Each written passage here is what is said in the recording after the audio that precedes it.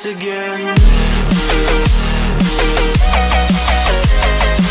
So for today's video, ang gagawin po natin is mag-unboxing po tayo ng Korean rice cooker. So ito na siya. Bago natin siya bubuksan guys, 1 year na ang rice cooker na to dito sa amin na hindi pa namin nagagamit. Ganon katagal. 1 year. 1 year.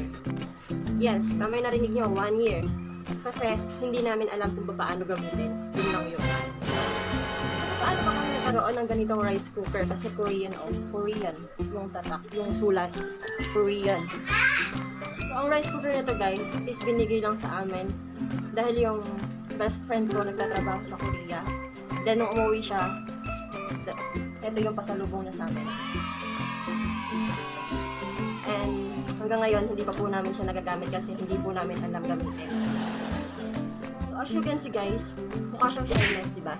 Ayan o. So, i-unboxing po natin itong rice cooker na to para makita natin kung ano yung itsura niya talaga sa loob.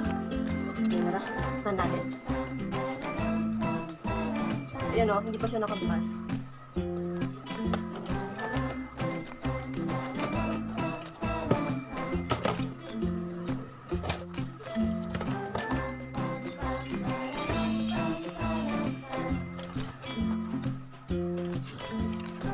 So, ito guys yung mga manual niya.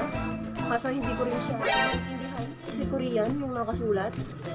Ayan o. Ayan o. Ayan o. Korean. Mga Korean. Mamaya na to. Ito siya guys.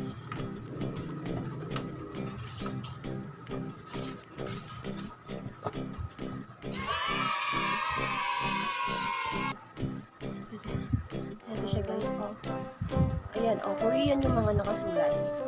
Hindi namin siya maintindihan kung paano.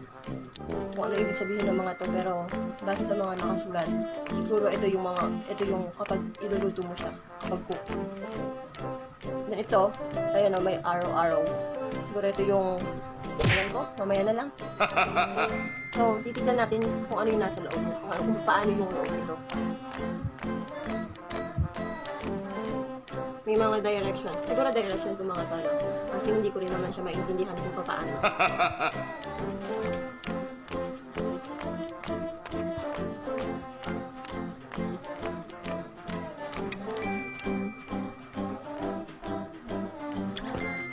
Para siyang helmet, guys. Ano nyo? Para siyang helmet.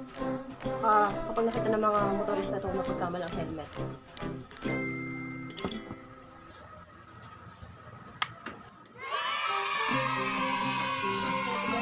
Nabuksan ko siya.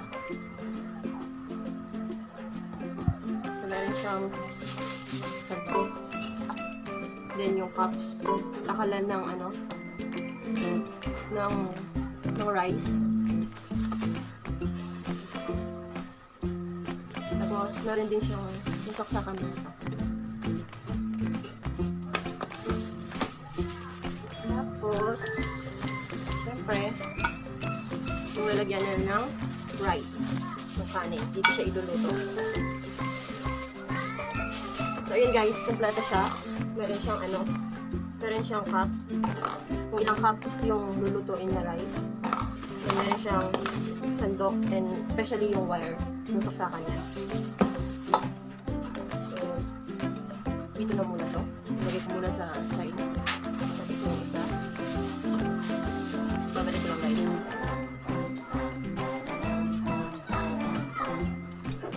So, alam niyo ba guys, dahil 1 year namin itong hindi nagagamit, napag-isip-isip ko na bakit hindi ako mag-search ng translation.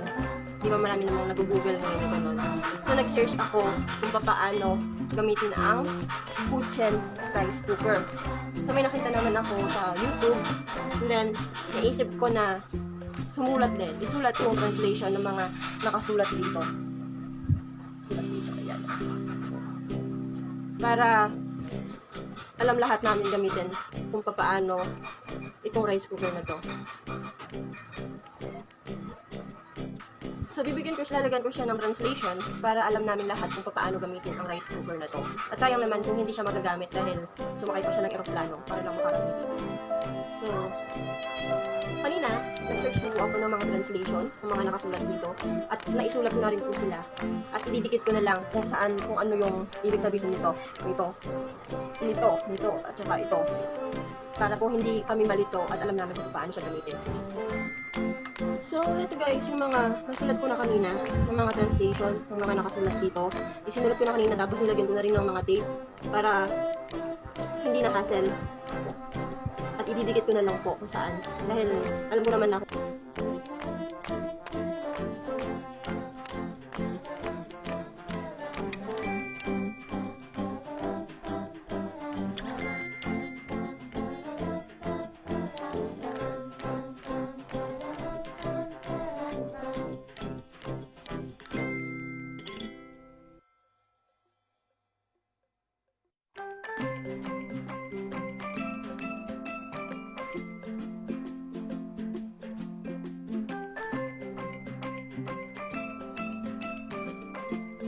mamaya guys, gagamitin na namin itong rice cooker na to para masubok din namin kung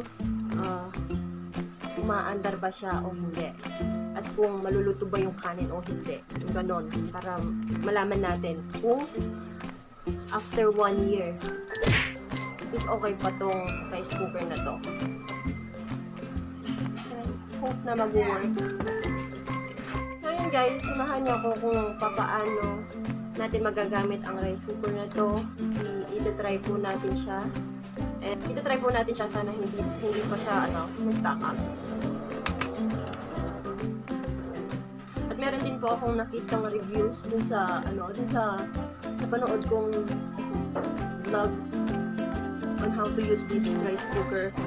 So, ito cover niyo to, naaalis din pala to. Naaalis din to. So, meron kang ipupush dito sa taas. Dahil, di ba, kapag kumukulo yung kanin, siyempre napupunta dito yung tubig. So, dapat, every time na ginagamit to, nililinis ko itong cover na to. So, papaano siya alisin? Meron siyang, dito, meron siyang pinipress ito. Yan o. Ipipress mo siya dito. Tapos, ayun, aangat siya. Ayun na guys, pwede mo na siyang linisin. Tapos, bago mo siya ibabalik, kailangan na make sure na dry yung takip na to kasi bawal yung basa dito sa may part na to. So, ayan guys. Kung ibabalik naman to guys, ganun lang din. Kung paano mo siya inalis kanina, ipupush mo lang siya.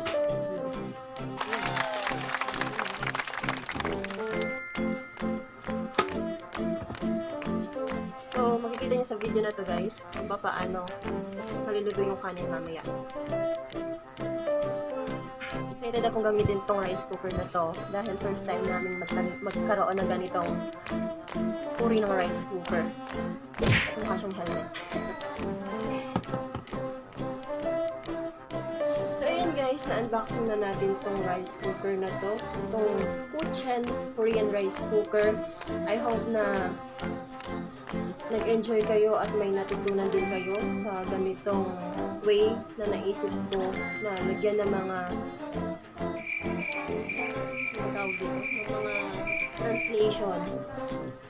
translation yung mga nakasulat dito sa rice cooker na to para hindi kayo mahirapan every time na ginagamit nyo siya. So yun lang guys, bye bye.